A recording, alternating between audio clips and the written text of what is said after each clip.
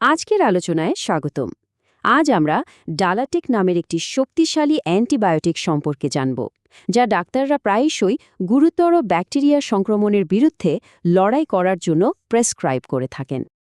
দেখুন, আমাদের শরীরে নিজস্ব একটা অসাধারণ ডিফেন্স সিস্টেম আছে, কিন্তু কখনো কখনো ক্ষতিকারক ব্যাকটেরিয়ার সাথে এই অদৃশ্য যুদ্ধটা জেতার জন্য তার একটু সাহায্যের প্রয়োজন হয়।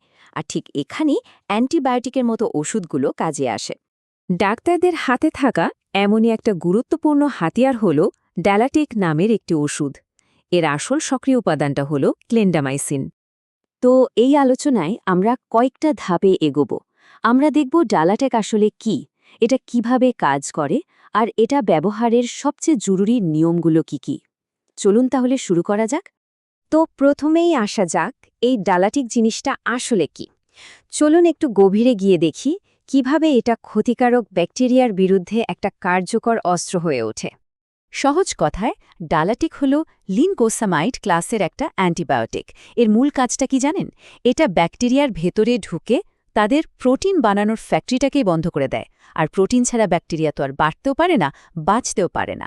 ব্যাস, ইনফেকশন চলে আসে নিয়ন্ত্রণে।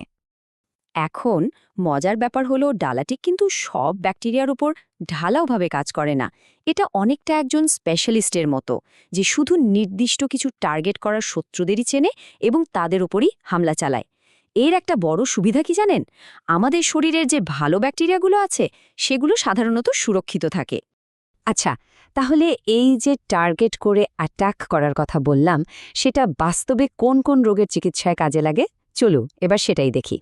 ডাক্তারদের পরামর্শ অনুযায়ী এর ব্যবহারের ক্ষেত্রটা কিন্তু বেশ বড়। মানে সাধারণ শ্বাসতন্ত্রের ইনফেকশন বা দাঁতের সমস্যা থেকে শুরু করে এমনকি শরীরের ভেতরের বেশ গুরুতর ইনফেকশন, যেমন হাড় বা জয়েন্টের সংক্রমণেও এটা কাজে আসে। শুধু তাই না, কিছু কিছু খুব জটিল ক্ষেত্রেও এর বড় ভূমিকা আছে। যেমন ধরুন, ম্যালেরিয়ার এমন কিছু জীবাণু আছে যা অন্যান্য অনেক ওষুধের সারে না।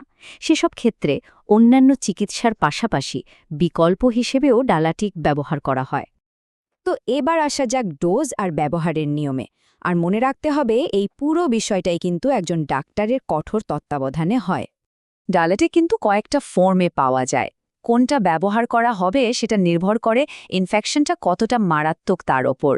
যেমন সাধারণ ইনফেকশনের জন্য আছে ক্যাপসুল, কিন্তু অবস্থা যখন গুরুতর তখন হাসপাতালে সরাসরি ইনজেকশনের মাধ্যমে এটা দেওয়া হয়।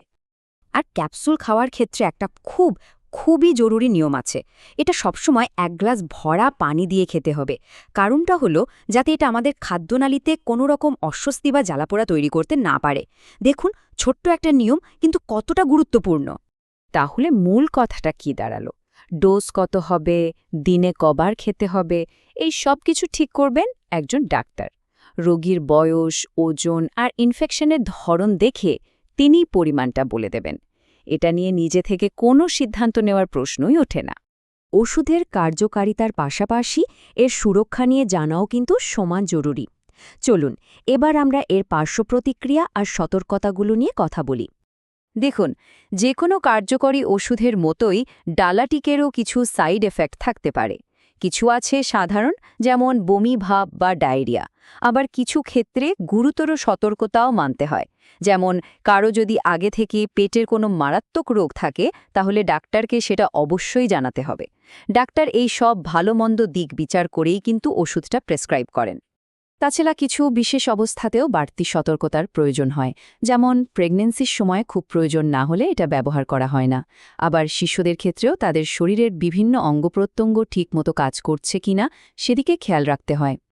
তো আলোচনার প্রায় শেষ পর্যায়ে আমরা চলে এসেছি। চলুন পুরো বিষয়টা একবার ঝালিয়ে নেওয়া যাক, আর সবচেয়ে গুরুত্বপূর্ণ বার্তাটা আরেকবার মনে করা যাক।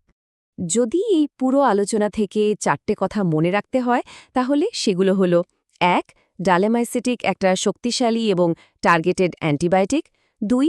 এটা বেশ কিছু গুরুত্বপূর্ণ ইনফেকশনের চিকিৎসায় কাজে লাগে। 3. এর সাইড এফেক্ট আর সুরক্ষাবিধি সম্পর্কে পরিষ্কার ধারণা থাকাটা খুব দরকার। আর 4. এবং এটাই সবচেয়ে জরুরি, এটা সবসময় সব অবস্থায় একজন ডাক্তারের পরামর্শ মেনেই ব্যবহার করতে হবে। আমরা এই কথাটা দিয়েই শেষ করছি, কারণ রোগীর নিরাপত্তার জন্য এর চেয়ে বড় কোনো কথা আর হতে পারে না।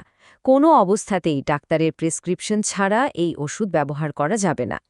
আশা করি ডালাটিক নিয়ে আমাদের আজকের এই বিশ্লেষণ আপনাদের ভালো লেগেছে এবং বিষয়টা বুঝতে সাহায্য করেছে। আমাদের সঙ্গে থাকার জন্য ধন্যবাদ।